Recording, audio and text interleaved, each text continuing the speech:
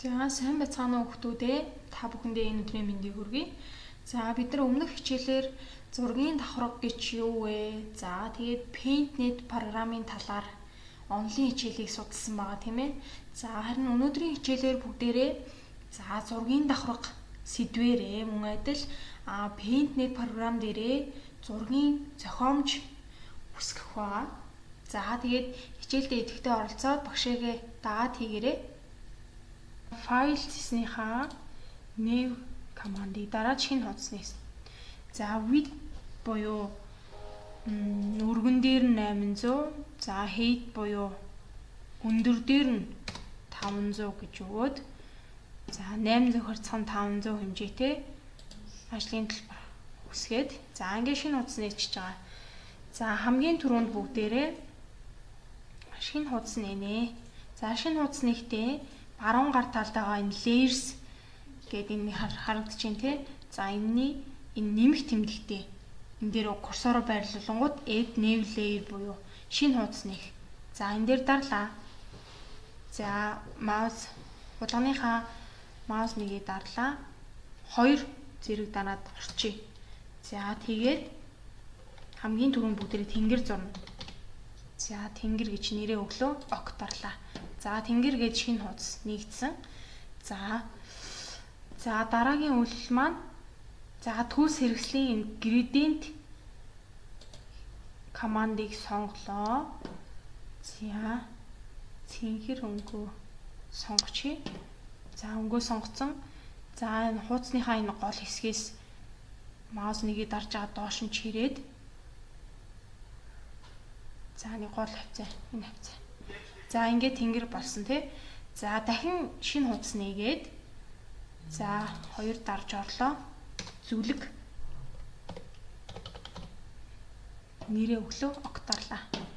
За дараагийн үйлдэл маань мөн адил gradient-ийг сонгоцсон. За ногоон зүлэг зурхаж байгаа учраас ногоон өнгөө сонголоо. За энийг сонгоч. За одоо ажлын талбарынхаа энэ доотлын гол хэсгээс нь дээш нь чирээд өгье. За нэлийн явуулж байгаа. За энийг энэ хавцаа. За дахин шинэ хуудас нээгээд за ингээд төрдөө хайчий. За зүлэг одоо layer 4 идэвхтэй байгааз. За одоо зүлгээ идэвхжүүлээд одоо энэ дээр нэг их өнгөтэй болцсон байна. Идэвхжсэн байна гэсэн үг. Идэвхтэй давхарга. За тэгээд идэвхтэй давхарга болсон зүлэг маань за эндээсээ tools хэрэгслийнхаа rectangle select-ийг сонголоо. За өнгө бол хамаагүй. За энэ ажлынхаа талбарын булангаас иймэрхүү дүү татлаа. За гараас delete товч дарлаа. За ингээд 2 өнгө маань хоорондоо нийлээд тэнгэр зүлэг маань харагдаад 2 дугаар алхам ингээд болчлоо. За одоо байшин нараа зурнаа. За энэ layer 4 дээрээ 2 дарлаа. Нэрийг нар олгож өгье. За ок дарлаа. За shapes. За tools хэрэгслийнхаа shapes командаа сонгоод за энэ доош харсан гурвалжин дээр дарангууд за энэ ellipse дүрсээ сонгоод нар зурхаж байгаа учраас дүүргэлттэйг нь сонгохоор drop fill shape. За энэ маань болохоор зүгээр дүүргэж будсан байна. За харин drop fill shape with outline болохоор за гадуураа хүрээтэй байгааз тэгсэн мөртлөө дотроо дүүргээ будсан. За хамгийн дээдлийн энэ маань болохоор зөвхөн хүрээгээр л зурна гэсэн үг. За нар drop fill shape сонглоо. Өнгнөөс шар өнгөө сонгоё. За бүр их зурнаа.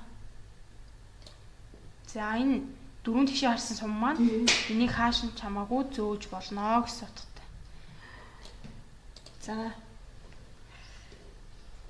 За дахин шинэ давхарга нийлээ. За байшингийнхаа их бие зуръя. За энийг сайн анзааруул. За юм хийх болгондоо нэмэх болгондоо дандаа шинэ давхарга нээгдэж байгааг харж байгаа тийм ээ. За layer 5 2 дарлаа. За байшин гэж өгч. За энэ дээрээ байшингийнхаа их биеийг зурсгая бүгдээрээ. За бор өнгөтэй сонгоч тий. За rectangle shapes-ийнхаа rectangle-ыг сонгочихъя. За төс хэрэгслийнхаа shape-ийг сонголоо. Extension-лээ дарлаа. За их би. За энэ маань дүүргэлттэй зурагдчихлаа тийм үү. За тэгвэл энийг сонгоод үгүй. Draw shape outline хэрэгсээ сонгонгууд зөвхөн хүрээ гож.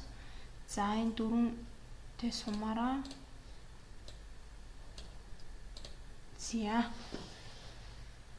За одоо байшингийнхаа дээврийн зурнаа. За шинэ давхарга нийлээ. Дээвэр гэд өгч. За дээвэр маань харин shapes-ээсээ гурвалжин өнгөө сонгоод, гурвалжин дүрсээ сонгоод за өөртөө тааруулнаа. За энэ их би дээр ингээд дээр нь тааруулаад за одоо дүүргэлттэй будын дээврээ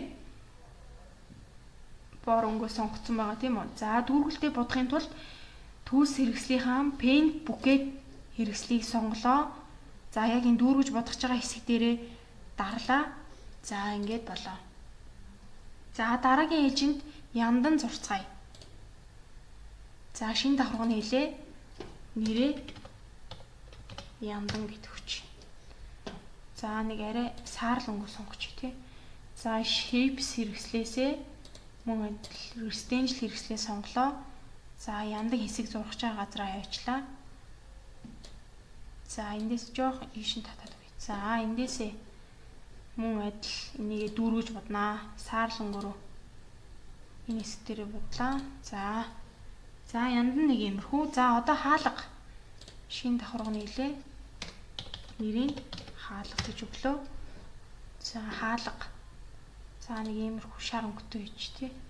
За shapes хэрэгслээ сонгоод rectangle. За тааруулаад. За хаалгаа дүүргээд боднаа. Хэрэгслээ авлаа. За одоо бүгдээрээ цонх хийцгээе. За багш нь сая санамсаргүй байдлаар 2 давхарга үүсгэсэн. За энийг яаж буцаах вэ гэхээр гараас Ctrl Z даръя. За тэгэнгүүт арилжиж аваад за layers дээрээ 2 дарлаа. За цонх нэрээ өглөө. За rectangle хэрэгслээ сонгоод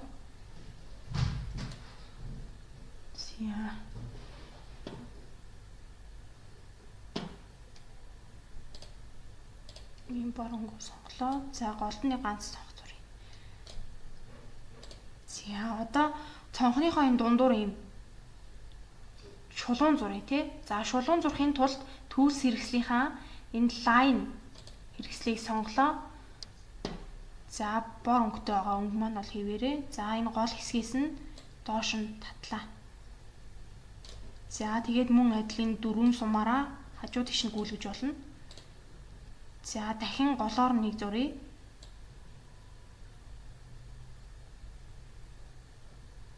За ингээд яг тааруулаад за басан. За дараагийнх нь бүгдээр одоо зам хийнэ. За шинэ давхарга дээрээ нэмлээ. Нэрийг нь зам гэж өглөө.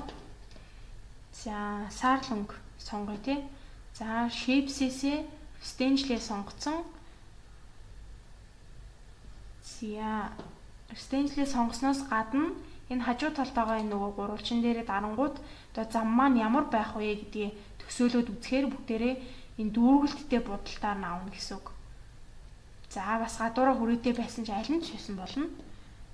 За энэ гэж өчи. За одоо энийгээ дүүргээд будаад өгье. Саарл өнгөөрөө paint bucket командаа сонглоо. Дарлаа. За ингээд зам маань бэлэн боллоо. За одоо бүгдээрээ модоо зурж үзнэ. За модоо зурхын тулд за lasso select командыг сонголоо. За ногоон өнгөө сонгочий. За гараас хулганаас ерөөсөө гараас салахгүй ингээд тэр чигтээ ингээд явна шүү. За ингээд нэг модны хэлбэр оруулаад ингээд бүрэн хэлээд өгч. За энийгээ бор өнгөөрөө ногоон өнгөөрөө дүүргээд будаад өгье. За. За одоо модны ёроолоо бор өнгөр. Дахин энийг ногоон өнгөрөө ш хэвээрээ тийм ээ. За дараагийнх нь мөн адиллаасоогоо сонголоо. Бор өнгөө сонгоё. Доош нь зуръя. За нэг иймэрхүү. За одоо дүүргээд будаад. За нэг иймэрхүү мод болж байна. За та нар энэ одоо энээс үргэлжлүүлээ цаашаа энэ дээр юу ч нэмээд зурж болно. Үүл, одоо хажуугаар нь хүн амьтан ямар ч юм нэмж зураад байж болно.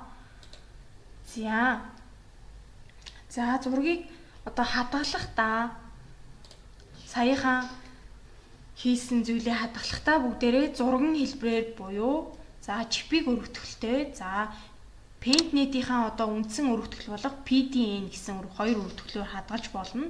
За одоо бүгдээр хоёр өргөтгөлөөр хадгалаад үздэцгээе. За хадгалахын тулд файл цэснийхаа Save as дарангуут за энэ доор харагдаж байна PDN гэсэн өргөтгөлтэй харагдаж байна тий. За энэ дээрээ Passion гэдэг хүч. Passion. PDN өргөтгөл маань та нар буцаад ороход одоо дахиж юмаа нэмээд одоо хүн амьтнаа нэмээд засварлах боломжтой өргөтгөл байгаа. За хэрвээ бүх зүйлээ хийгээд дууссан одоо болцсон гэх юм бол энийгээ зургийн хэлбэрээр хадгалж болно. За тэхийн тулд файл цэснийхаа мөн адил save as дарлаа. За биднийхээ өмнө энд ингэж хадгалагдсан байна. За зургийн хэлбэрээр хадгалахын тулд за энэ save as type-ныхаа энэ сум дээр дараад өгөнгүүт доор нь энэ 3 дахь дээр байна. JPEG гэсэн өргөтгөл. За энэ маань зургийн хэлбэрээр гэсэн бүрэн гүйцэд дуусны дараа. За байшин зураг гэдээ хадгалаад өгч. За ингээд яг энэ чигээр нь хадгалж. За тэгээд flatten гэдээ дараад за ингээд зургийн хэлбэрээр хадгалагдсан. За нэг анхаарах зүйл маань болохоор за энэ идэвхтэй давхарга гэд багш нь түрүү хэлсэн тийм ийм гадуураа ийм цэнхэр өнгөтэй өнгийн дэвсгэртэй харагдах юм бол идэвхтэй давхарга. За харин нууцлагдсан давхарга гэх юм бол одоо энэ нэг дөрвөлжин дээр энэ нэг зөв тэмдэг байгаа бол энэ маань нууцлагдаагүй байж байна. Хэрвээ энэ зөв тэмдэг нь байхгүй болцсон байх юм бол энэ маань нууцлагдчихсан давхарга юм шүү гэсэн утгатай шүү. За энэ хүү хичээлээр бид нэр PaintNet програм гэсэн шинэ програм мэдж авлаа тий. За давхаргатай зурагтай ажиллаж сурлаа. Одоо зургийн давхарга гэж юу болохын талаар мэдэж авлаа. За тэгээд энэ хүү програмыг сайн сураад авах юм бол цаашдаа Photoshop програм дээр ажиллахад хялбархан болох нэ. За тэгээд гэрийн даалгаварт бүгдээрээ сурах хүчгийн 41-р хуудас дасгал 3-ыг хийгээд ирээрээ. За тэгээд хичээлдээ идэвхтэй оролцсон хүүхдүүдтэй баярлалаа. Дараагийн хичээлээр уулзцаая.